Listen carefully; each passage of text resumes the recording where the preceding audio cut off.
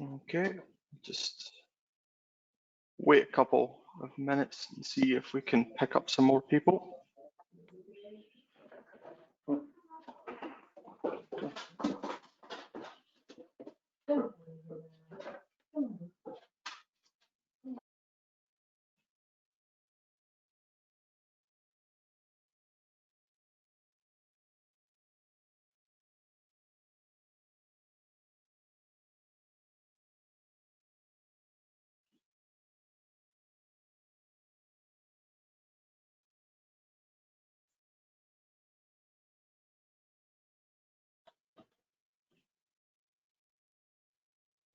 Going on.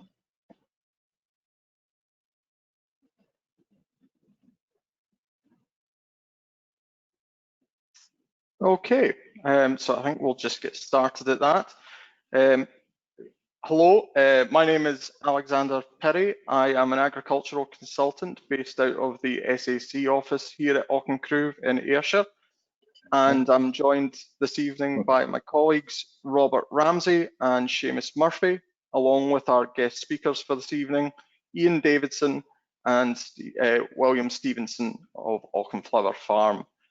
And we are here this evening on behalf of the Farm Advisory Service, and we're going to be discussing joint venture farming.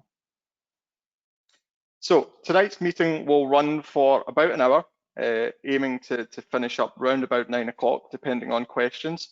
And in this hour, we're going to cover the Scottish Land Matching Service, the positives and negatives to contract and share farming agreements, and the national outlook on those agreements and why we should consider them as benefits to Scotland. Most importantly, throughout the webinar, please don't be afraid to ask any questions, should you have any. There is a section on the bottom of your tab there to put in any questions, and we've got Robert here to field them and to distribute them to our two speakers later on in the night. And we've also got a poll up just now on whether or not land availability is a barrier to new entrant farming in Scotland. And I can see that currently the results say that 84%, 85% say that is the case. All right. So I'd like to introduce our first speaker for the night, Ian Davidson, as I said, from the Scottish Land Matching Service, who's here to take us through what it is that he does within the service and what's involved. And I will just pass control over to you, Ian.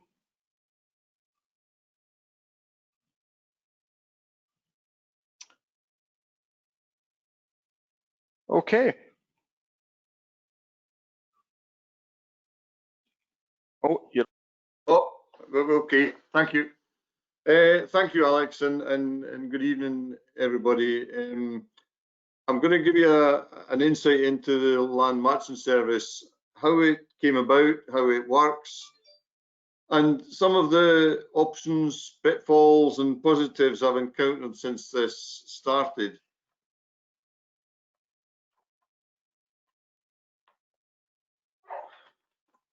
Now, some of you wouldn't have met me, so I thought I'd put this unflattering picture up just to introduce myself, along with the contact details for the Land Matching Service, and I'll say a bit more about them in a little while. Here we go. Just to get a bit of background, the service was launched by Fergus Ewan September 2019. And it came about really because there is general recognition that the average age of farmers is still increasing. You know, when I joined the government way back in 1991, and the average age was just over 50, 51, 52. It's now nearer 60. So there is something that is progressing in there. And that, alongside the existence of major barriers for new and expanding farm business in terms of access to capital and land, and particularly land, then if Scottish agriculture is going to continue to move forward, something had to be done. some of you will be aware of the Farming Opportunities for New Entrants, which looks at identifying public land to try and create opportunities for new entrants. And under the auspices of that group, Henry Graham, who chairs it, he and I went to look at the Irish model. It's called land mobility in Southern Ireland. And they had a particular problem over there with their conacre, which is basically unofficial seasonal lets. And they were finding an awful lot of land not being used terribly well, and they wanted to do something about it. Interestingly, the Irish model is sponsored by the processors. It's the milk processors and the wheat processors that are the funders for that, along with some government money. I was interested to read in their 2019 annual report, and remember, this thing's only been running across there since 2013, but to date, they've made 520 arrangements covering about 47,000 acres. But very interestingly, 43% of those have been long-term leases. So leases and tenancies still have a part, though there may be differences in how they operate in Ireland. That's followed by share farming at 28%, and then partnerships down at 19%. When Henry and I were really inspired by what we saw there, and we came back and commissioned SAOS to do a report to see if this was feasible in Scotland. And so one of the things that SAOS, Stephen Young, who's now with SLE, did was recommend that there should be someone independent advisor there to try and act as a sort of go-between and facilitator to make this move forward. Now, the service is backed by a number of organisations, and you'll see them on the screen. Scottish Government is the majority funder. I'm hosted by NFU Scotland, and they've been really helpful in providing office facilities and helping with laptops and everything like that. And there's also some funding comes in from the Scottish Land Commission. And I just wanted to mention one particular connection that we have there with the RSABI, that they are really an important organisation now, because the number of referrals they are receiving every day is growing exponentially over the last few months. And I've actually had referrals from them to people who just wanted to have a chat because they couldn't see a way forward. So they're a really important member of that connection. So what is it we do? It's really about the provision of confidential support and advice to those interested in exploring joint ventures, and within that, delivering an active matching role, bringing together individual parties. I was described as the Stella Black as a basic dating agency at one point, but I think you'll see there's no resemblance whatsoever. I think as well as doing the introductions, working with people and designing and working towards an agreement that best suits both parties and what their needs and objectives are. As I said, the NFU hosts the service, and we've created a database of interested parties on both sides, and that was basically built around the joint venture hub that NFUS had launched in 2018. If I'm absolutely honest, and NFUS won't mind me saying this, it had just become a bit of a list. It was just sitting there. Nobody was really moving forward with it. But it's been a good base on which to go forward with the land matching service. As I say, all the organisations involved support us with communication and publicity and act as sources of referral for me as part of the service. We launched the website. This is what it looks like when you enter, and that was in April this 2020. We got that finally up and running. It allows people to register either as someone providing an opportunity or looking for an opportunity. We've tried to keep it as simple as possible for people to register. and as soon as people register, I get an email and I put that on the database, and then I make direct contact with that person, follow it up with a phone call. In general, that would have led to face-to-face meeting to try and collect background details about the people and see what their aspirations are.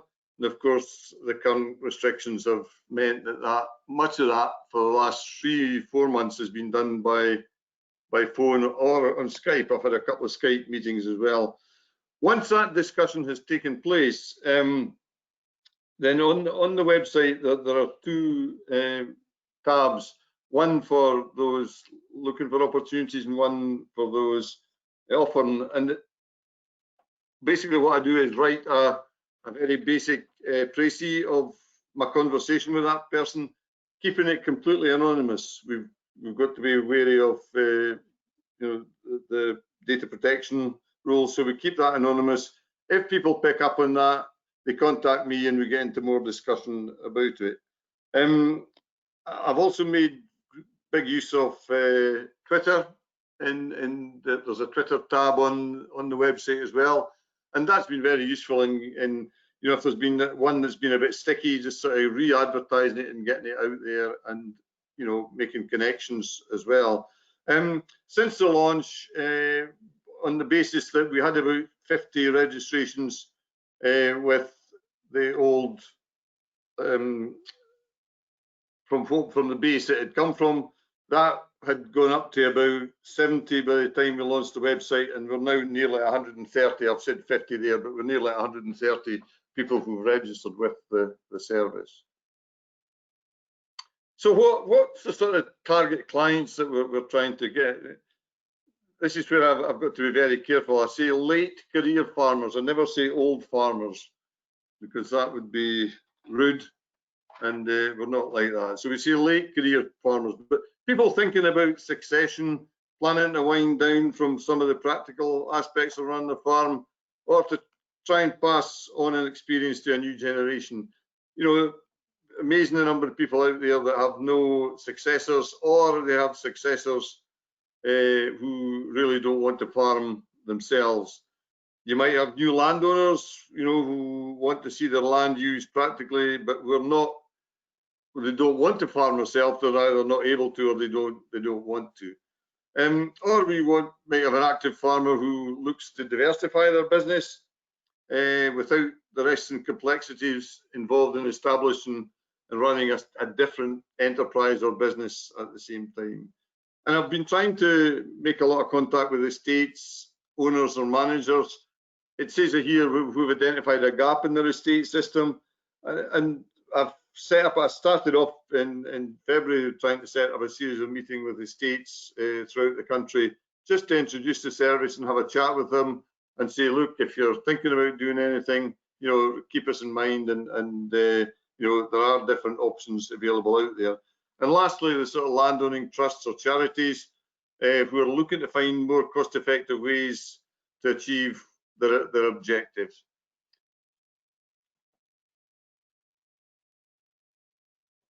The sort of target those seeking, and I'll say a bit more about the numbers we're getting, but the young farmers with training experience to set up a new farm business, but who doesn't have any land or capital, or has limited. Or you might have a sort of developing farmer looking to take that next step in the ladder, but having difficulty finding opportunities. And that's one of the difficulties I think we really do face. Or you've got experienced people, you know, workers, land managers who've decided they want to take that step into running their own business, but they simply don't have the capital or the assets to be able to buy land or get land to move that forward.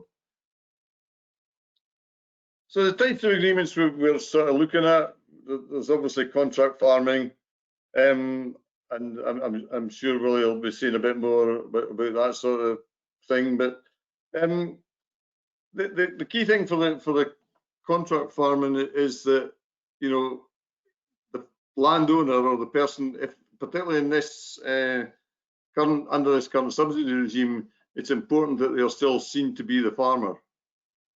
It's a really important thing to get out there. The share farming, it was really interesting on Tuesday night, Monday night, listening to the NFUS Next Generation webinar with the young couple in New Zealand, young Scots couple in New Zealand, and share farming there. I have a bit of insight knowledge into that because I have sons in New Zealand, but the agreements there, they seem to be much more used to short-term agreements, to be moving on, to try and progress, you know, whereas we tend to have you know, I want to farm and I'm going to be there for the next, you know, for the rest of my life almost. So they seem to be much more flexible in what they try to do over there. We shouldn't forget farming partnerships, and one of the best ones I can give you an example of is the one that there's an attachment to a video attached to the webinar tonight, which was made by SEC and under the Farm Advisory Service, but it's Stephen Withers and Neil Sandlin's based just outside Jedburgh. That was a farm partnership that started 11 years ago. Basically, Stephen's wife had hurt her back and couldn't look after the sheep anymore, and he went into partnership with the guy who'd been clipping his sheep for years and doing his lambing.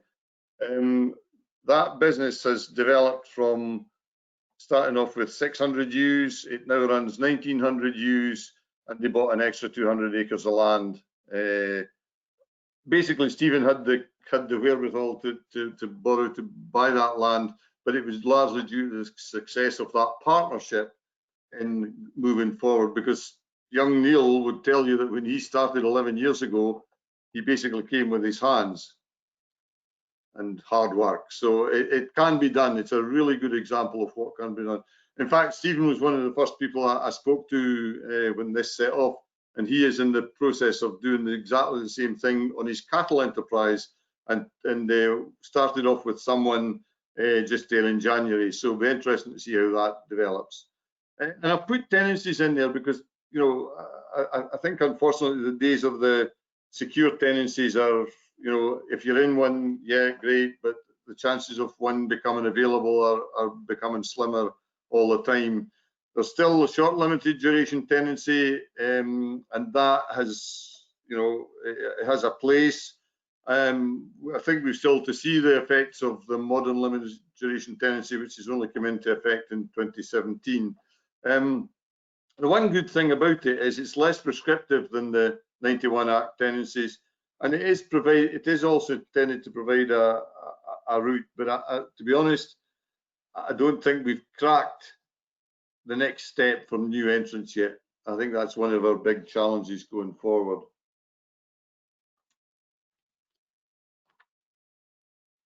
So the key, from what I've picked up so far, and maybe Willie will correct me if I'm talking a load of rubbish here, but one of the things I've picked up on this is whether you're someone looking to provide an opportunity or looking to go into one, it has to result in a viable and realistic business arrangement. That's absolutely crucial, you know. And the starting point for making that happen is to be very clear what each party brings in terms of assets, skills, and what the objectives, aspirations are. The aim has got to be to generate value by bringing both together complementary. You know, maybe someone who has the asset but not the skill, and needing someone to bring the skill to the table, and that's absolutely key to it. But fundamentally, it's about building relationships and trust, and I have to say that takes time. I'm not frightened to say that I'm only just getting a couple of agreements over the line now in that sort of 6 months that we've, well, 9 months we've been going now. And it's really, it's not that people don't want to, I just think it just takes time to build that relationship and trust between them.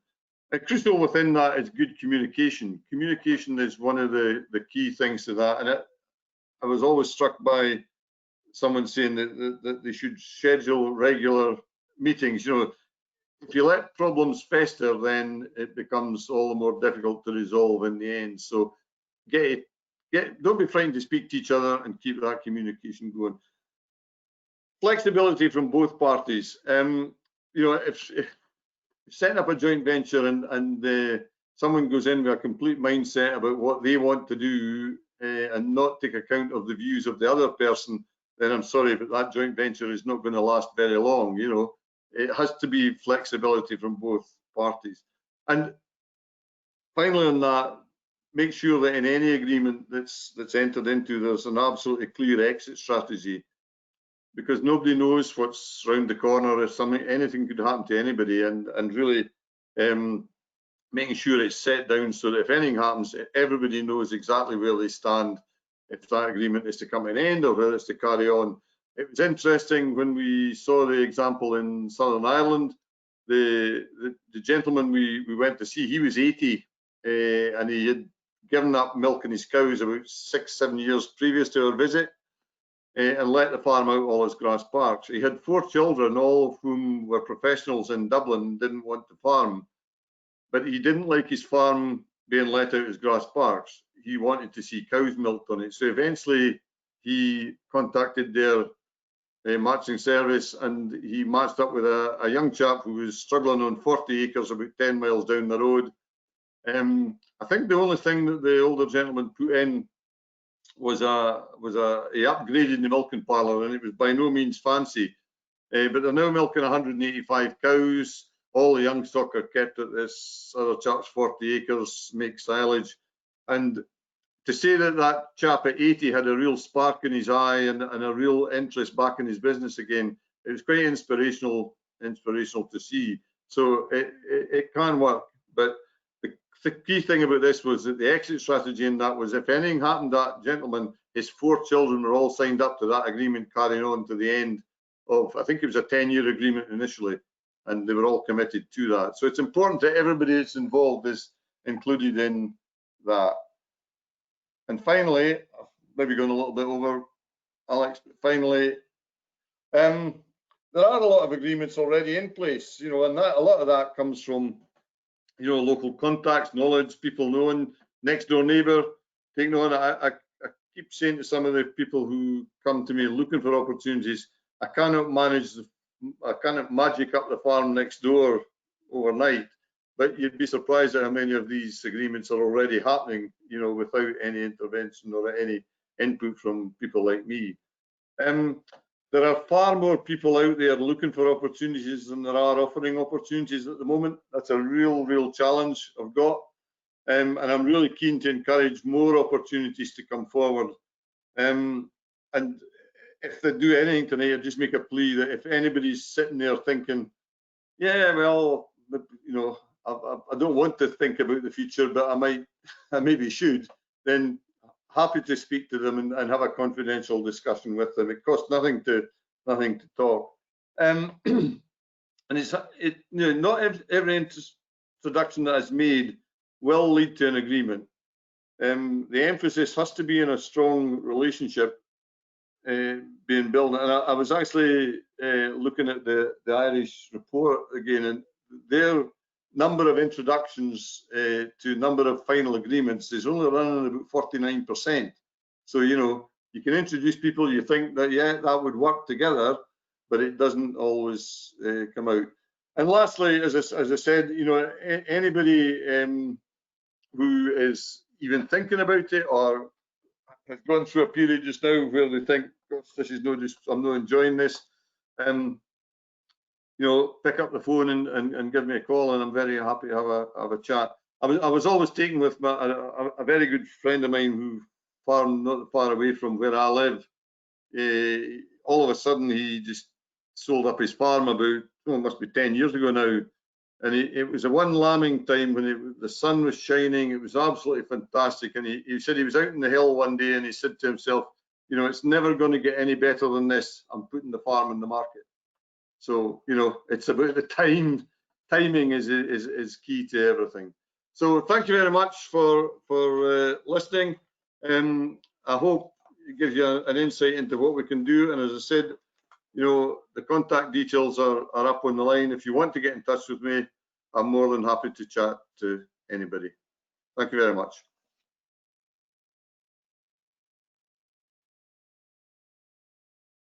Oh, control.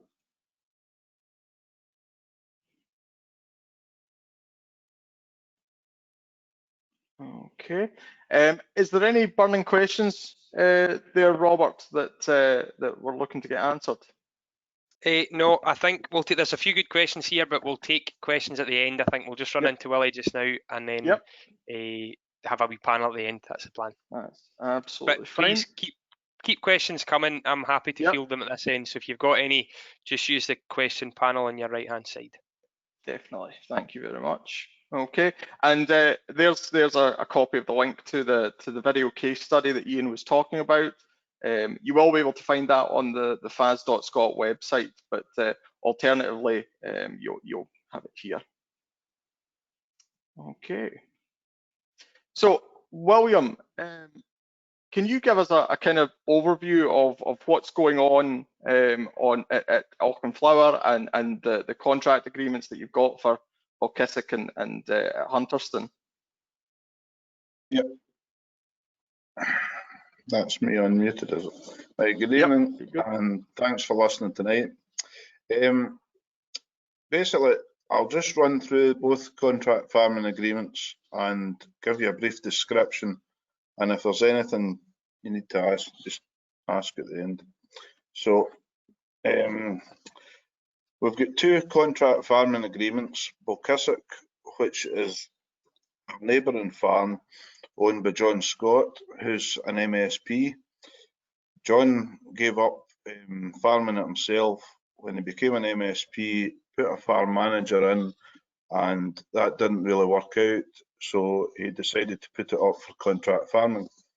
At that time, myself and another neighbour were interested in it and approached by Savills to see if we would take it on.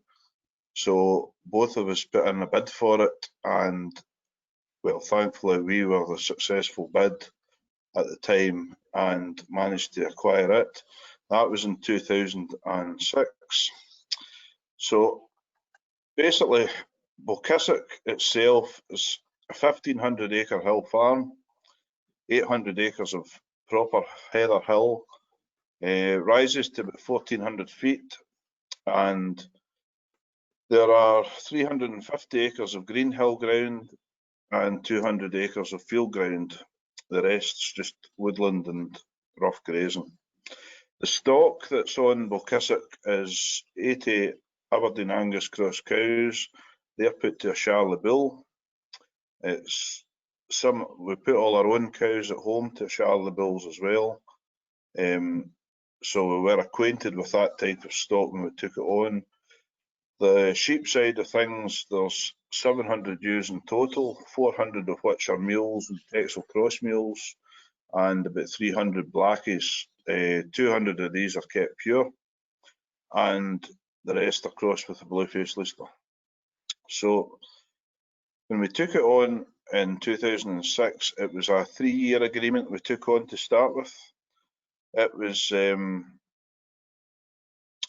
the big incentive for us wanting to take it on was to spread our fixed costs in our own farms over a larger area, and it was making it more financially worthwhile doing that. The way the contract farming agreement set up for Kilkissock is that there's a contracting fee which is charged to the number 2 account. I get a monthly fee for actually farming it. John Scott still owns all the stock. The fee that I charge covers the labour I provide, all the machinery I provide to do the job, and the fuel costs. These are all borne by our own business at Auchenflower. At the end of each financial year, the accounts are calculated down to the net return, and the farmer's shares paid out. This is an agreed amount. Before you set up the agreement, you pay the farmer a farmer's share, and then whatever's left is called the divisible surplus, of which is usually split in favour of the contractor because it's him that's putting in most of the effort to get the best return. One thing that did happen with Kilkissock when we took it on, it was in need It wasn't an up and running unit in my eyes, and I felt that it needed a bit of investment at the start. So it was agreed that some of the single farm payment, rather than putting all the single farm payment into the number 2 account, there was a proportion of that set aside for what we called a good works fund. This was just to spend on capital works that were needing done. Some examples of that would be fencing, a new lambing shed, with a further extension to that shed 6 years later on, upgrading silage pit, new feed bins, renewing sheep pens, just things that were, and a lot of reseeding and liming was done in the first 4 or 5 years, just to bring the ground up to what it was needing to be. And then finally, 14 years into the agreement, it's been every 3 years we've set up an agreement. We're now 14 years into it, and we are seeing the benefits of this expenditure. The benefits being the lambing percentage is higher, cow conception rates are far better, improved silage because of reseeding the ground, and the stock are far easier managed around the farm as they were at the start, because you can keep them in where they're meant to be. So that's basically a breakdown of what happens at Balkissock next door. Ian touched on the point about the advantages to the farmer, but in John Scott's eyes, he wants to retain the land so that, you know, so that he can have he can click for further inheritance down the line. He can pass it on to his family. He doesn't want to lease it out let it out in case there's a tenancy agreement, anything like that. So in his eyes, contract farming is far more open to him, and he's happy. Him and I have a good trusting relationship, that he doesn't need to go and find another contractor either, you know, because he knows that the job, I'm doing as good a job as I can for him, and he's paying me to do that. And if I make a bit more money at it, it's going into my pocket, but he appreciates that it's because of the hard work put in for it. So it is, in my eyes, Balkissock is a good contract farming agreement, but partly from me, partly because it lies right next door to us, and we've very little running about to go and, you know, we could use the existing staff we have with a little bit more, whereas somebody coming into a new farm, they're having to staff it fully without it being beside them. But when we move on to the next contract farming agreement, it's, well, very different in some respects. So Savills are the agent for both Hunterston contract farming agreement and Balkissock, and most of the time it's been Matthew Curry, which some of you will know who that is anyway, from Savills. He has seen me through both agreements, but Matthew approached me in May of 2016 to see if I'd be interested in this one with Hunterston Estate. We went and looked at the farm, the estate, looked over the ground, knew it was needing an awful lot of investment put back into it. It was quite run down. They were taking a lot out of the farm previously, but not putting much back in. So it was going to be a challenge, but after a few discussions between the directors of the estate, Savills and myself, we finally came to the agreement that we would take it on a 6-year contract. This was only going to happen if the family and the estate were prepared to put in a fairly substantial investment into it before we got it up and running. I'll just touch on that later on when I go through the report, but it was the only way that it was going to for a contractor, you need to have something that's within a year or two, it's turning enough money for you. And to go into something that was going to take 6-10 years before you were going to see any benefit, you're wasting your time, you know, going into something like that, and a lot of money as well. So basically, a rundown on Hunterston Farm or Hunterston Estate is that there are 3 farms on Hunterston: Campbellton Farm, which is in West Kilbride, and 2 hill farms at Lochwinnoch, Coxton and Lint Hills. Campbellton is just over 600 acres and the 2 hill farms are just over 4,000 acres. The units prior to us taking them over were very understocked. There was only 600 mule ewes at Campbellton and 450 blackie ewes in the 2 hill farms. With the help of Chloe McCulloch at Auchencrew, we managed to put a plan in place of stocking rates we wanted to get up to over a 3-year period. We were asked to provide the directors of the estate with gross margins for all these enterprises. However, it became clear after the bad spring of 2018 that the stocking density we had aimed for and got to, risen to, was far too high. So, well, it was too high anyway. So I then took the decision to reduce back to a more manageable level. This meant that slightly less labour was needed and that lambs were now going to be sold finished off the lower ground units at Campbellton rather than selling all the lambs off the hill farm as store lambs. So by reducing ewe numbers and concentrating on finishing, a higher margin managed to become achievable. All the ewe hogs that are kept for replacements are all homebred now, which will continue from now on. Silage is baled enough to feed the ewes inside from January through to March, the cross ewes, and cattle which are outwintered at Campbellton. These are my own cattle from Auchenflower, or not from Auchenflower. We've got a herd of cattle established now at Campbellton and the hill farms. Predominantly they're Shorthorn Cross Highlanders put back to a Simmental bull. There are 1 or 2 other breeds, and among them there's a few Galloways and just proper hill breeds so that they can graze the hill ground through the summer in the back end. So they're fed silage at that time. All the income that comes from these cattle, obviously I pay a grazing rent for them, so all the income that comes from that goes back into the number 2 account, the number 2 account being the farm business account.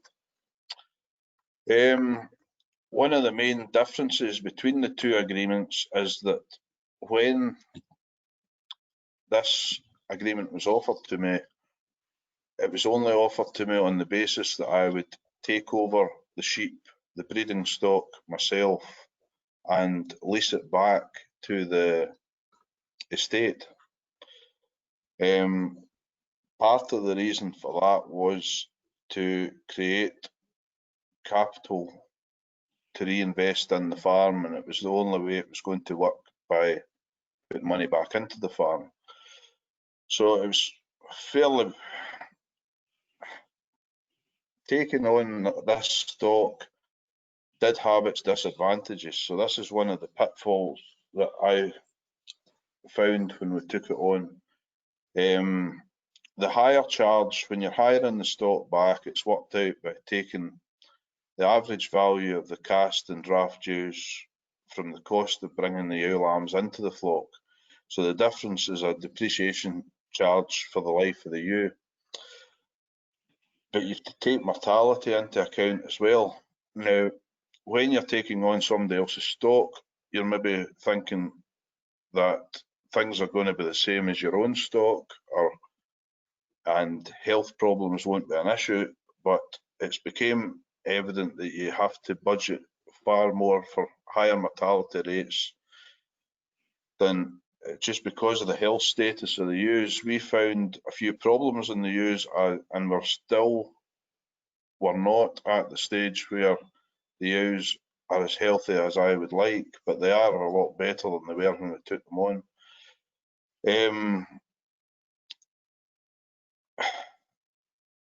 We actually had to change 2 years into the agreement.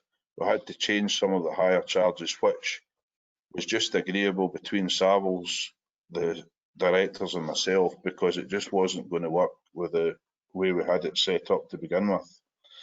So that's where there's a bit of coming and going between, you know, although a contract's fixed for 6 years, there has to be bits in the contract where you can change things if things aren't working. And you can, I reduced the number of ewes after 2 years. That was purely on the decision that I felt I was going to be pushing it too hard and I wouldn't be getting enough, you know, it would be costing too many losses. So that's one thing that we did. We changed that after 2 years. So then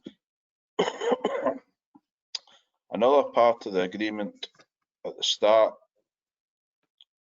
that when I mentioned earlier about the capital that Hunterston was to put into the agreement before we started, the main things that this covered was reseeding, fencing, bracken and rush spraying, restructuring the existing sheep shed, which was quite a big sheep shed, but it was not our way of designing it inside to be able to lamb ewes inside.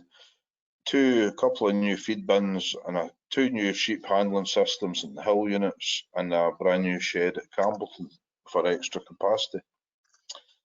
So after that investment was made, before the agreement started, it was also agreed the way that we do with Balkissock, where we would have a good works fund to be a percentage of the BPS rather than it all going into the business. It would, for the continuing investment in the farm, because the size of the estate it was needing to, it still needs a lot of investment. We feel that it has a high level of capital expenditure to keep it moving forward and to make lasting improvements. So the second, just about there, the contract farming for Hunterston has not been plain sailing, as you can imagine, but even going into a farm in a new area, you're in a, you know, you're on a different learning curve from where you're used to. Finding and employing the right team is important. It took us we started off with a farm manager. I still have that same farm manager, but I've had a couple of employees working beside him since then that haven't worked out. We've now went to the stage where we're hiring in self-employed help to help them out because it seems to be working better that way. We're also fortunate in that area to have good neighbours. They've been very helpful up to now, helping us out with things, telling us about things that have happened in the past, and all that is good to know.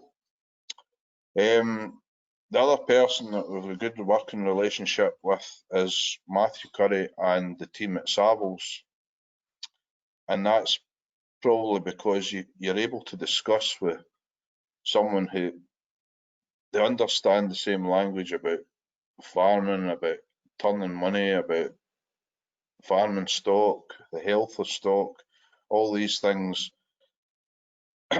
They understand the challenges of and the ongoing changes in farming as well. Who knows what will happen after Brexit? You know, once Brexit happens, all these different things. They're good to communicate with. They're also good to act as an agent for both parties because they can go back and relate to these directors that this isn't working. The contractor has stated to us this isn't working, and this is the reason it's not working. They're good at putting that across to them, and therefore that causes less friction between the farmer and the contractor if you've somebody that can work between you. And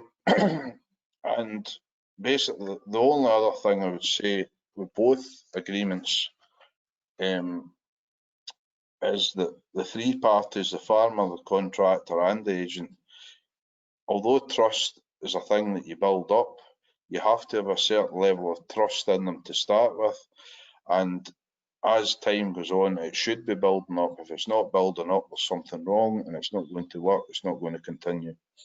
So thankfully at the moment the trust is there, and hopefully it'll continue for these two agreements. So I'll stop rabbiting on, and thank you all for listening, and I hope this has helped, and if there's anything you need to know or would like to know, just fire away at questions. Okay, that's me, Alec. Thanks very much, Willie. So we are just going to move forward into Q&A. We've got Robert, who has been fielding some questions, and I can see that there are a few more have come in. But please, feel free to fire away, and we'll answer what we can, and hopefully get a bit of discussion between yourself, Willie, and Ian. Yep. Yep, good. Thanks, Alec, and thanks for having me tonight. Just to clarify, I apparently typed no to everyone in the chat, so if you did ask a question, that was not a blunt reply. It is a typo. I don't know how that happened, so my apologies. So actually, Willie, we're going to start with you. I'm not going to give you a rest. There's just a wee bit clarification required for, can you give us an idea on your three businesses, what area you're farming and what stock numbers you're running, roughly? The three businesses, the Hunterston business is contract farming agreement is just over 4,500 acres in total, and it is at the moment there's 900 hill ewes in the hill units and 800 cross ewes in the Campbellton farm, and there's also about 70 cows up there now. No, sorry, 60 cows up there now with calves and some heifers. Balkissock is, I think I said, it was 80 suckler cows and 700 ewes, 400 crosses and 300 blackies, and they are, it was in 1,500 acres. Auchenflower and Ballantrae are farms that we own at home, and there are other grazings taken as well for them, but the stocking, there's about 1,600 acres in total, and the stocking for them is 180 cows and about, at the moment it's about 1,250 ewes. Again, about half crosses, half blackies. So that's all the stocking in the area. It's fair handling anyway. What size of team are you working with? How many staff, again, across those agreements, how many staff have you got to operate that? Well, at the moment, my wife's sitting over here at the other seat and she's laughing at me because at the moment we're in discussions about maybe taking on another member of staff or advertising, because she thinks that we're a bit pushed. So we have a full-time, I said to you before, we have a full-time farm manager at Hunterston. He has self-employed help as and when he needs it. I leave it the day-to-day duties for him to do, and he organises the self-employed help as he needs it. At home, we're running, we have one self-employed man comes 3 to 4 days a week, and I have another full-time man, well, a full-time, he's quite a young fella, but he's full-time with me at the moment, and myself. We are a wee bit stretched for staff, and I think you probably agree, Fiona, we'll probably need to look for maybe another labour unit before too long, before we have a big fallout. And I suppose that in itself is a real opportunity for a young, hopefully young person as well. You know, it's always good to see folk taking people on. at the moment the staff is quite young, and I like that in some ways, because although you don't maybe have the experience, they don't have the experience. If they're keen and willing to learn, they're not long at picking up the way you want them to do things, and hopefully we're teaching, being able to teach them in the right way to do things. No, definitely it's a good opportunity for anybody that's wanting to step up and onto the farming ladder. Yeah. So this question now isn't a pop at Willie for doing what he's done, because it does sound phenomenal, but the question here is basically, contract farming's often a really good opportunity for a smaller farmer to expand. Is it really an opportunity, and this is a question to probably Ian in the first instance, is contract farming as big an opportunity for a new entrant as it is for a successor developing a business? Probably not, I would say initially. You know, I think some of the complete new entrants need to be realistic about, you know, what the assets they've got and what the capability they've got can do. But it's interesting, in my part of the world, we've quite a lot of very large arable contract farming companies or businesses. And I've been having chats with one of them that he might even be at the stage where some of that he might subcontract to let a younger person or a newer entrant get a start. You know, that actually he's got so many contracts now that there might be opportunity there, and I think that's quite a positive way forward. You know. Mm-hmm. Can I interject there with a kind of follow-up question, Ian? Yep. The agreements that are being put in place, that you're seeing been put in place, where in the country is that happening? Is that predominantly your arable units, or is it livestock in the north, or here in the southwest? Whereabouts would you say there's the most of them? Most of the ones that or people that are coming forward to me are livestock based. Yep. The arable ones, generally it's the agents, it's just Savills, etc., who are managing to them and getting them in place. I mean, I've got all sorts, ranging from someone wanting to do small scale poultry meat to someone which is just going off the market, a full contract farming operation up in Caithness. You know, so it's all over the country, and it's also there are more for the land management service. I'm getting more of the smaller scale stuff coming in, and often with them it's about, you know, developing a business and probably having an outside job as well to try and make the thing viable. But it's at least getting that start and getting that foot on the ladder for a lot of people. Yeah. But for someone to come straight in and take on the likes of Balkissock, you know, without having that sort of background and knowledge next door, would be quite a daunting task.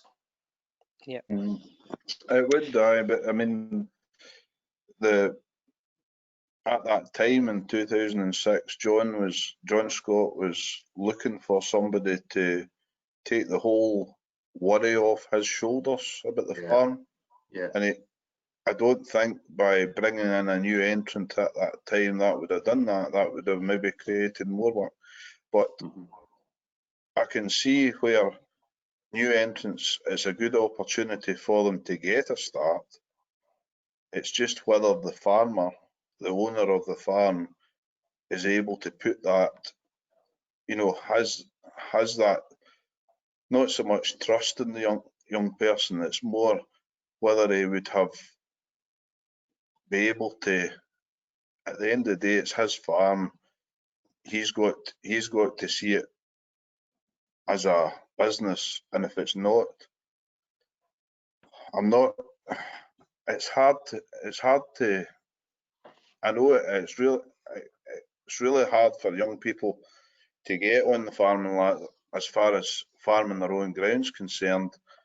I've had numerous people at me before about how could I get a start, where could I get some ground, this kind of thing. Even, and there are one or two of them that have approached me. We've managed to find them bits of grazing and things like that, but it's not like, it's hard to get them set up properly, you know, and all they want to do is farm. And I know that these people that were trying to get onto the farm ladder would make a really good job of it. It's just that step that the banks are, as you probably know yourselves, the banks are tighter lending money at the moment, or they have been over the last few years, to businesses that they feel may be a risk, whereas before they were keener to lend money and set new businesses up. All these things come into it when you do need a certain level of money there to even get started as a contract farmer. Yeah. You know, even though it's not taking stock over. It's quite interesting to see. You know, certainly I know the one that I'd advertised up at Caithness, the chap wasn't ready to give up completely himself. He still wanted an involvement, and so was quite keen that it was someone that could learn with him. You know, and maybe learn from him. Right?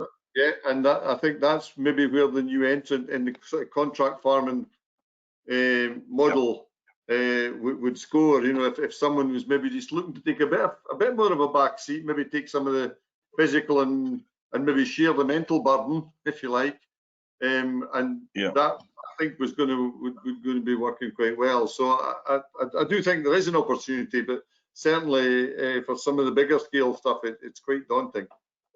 As you say, banks are not quite keen to lend as they once were. Yep.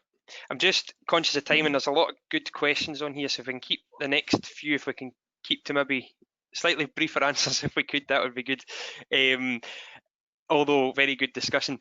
The question here now is, we're obviously at a very interesting time with Brexit and coronavirus and all the other things that are happening. There's a lot of disruption out there, market disruption and things. Do we think so, and probably particularly future cap reform as well, do both of you think that all of this disruption, potential phasing out of BPS and things, probably things we don't know about yet, but are there big opportunities out there for new entrants within the next few years as things begin to change? Ian, you can go first. I think there is. I have a feeling that this may be the sort of impetus that people need to make that decision, that, you know, instead of sort of hanging on, that they might look at something different. There's nothing beats the sort of young and enthusiastic people for bringing that enthusiasm and that hard work to a business and maybe some new ideas, because it is. Well, you probably know what my previous job was, and you know, there's nothing certain in what's going to come out of Brexit at all. Absolutely uncertain what we're going to face in the future, and so I think this could be quite a time of change. And if people believe that, then I think they should start thinking about what they want to do now. Willie, have you anything to add on that? Yeah, well, I would agree that I think there will be more opportunities there, but until we're actually at the stage of knowing the impacts of Brexit and things, we're all in the dark. I mean, it's just a waiting game until it happens, and we know what markets are available, what we're going to get for our stock.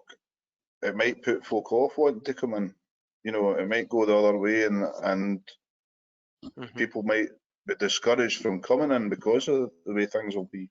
We just don't know, and we're just in the hands of the politics. Well, hopefully not all in the hands of the politicians, but that seems to be the way it's been. And before we get too political, that's enough. I'm not allowed. Former civil servant, I'm not allowed. Yeah. Ian, just a quick one on this one. A good question here. There's actually a lot of good questions. We're not going to get through them all, but we will get these questions to the speakers and try and get some answers to you as well, because there's some good individual questions here. Simple one for the land matching service is, so the land matching service we know is for matching land, but would it also cater for a staff progression as well? So somebody who's maybe a farm worker who's looking to be an assistant manager or a manager, is there a role in there for the land matching service, or is there a job of work we could do with a different a different mechanism? It is something that is in my thoughts, because it was raised.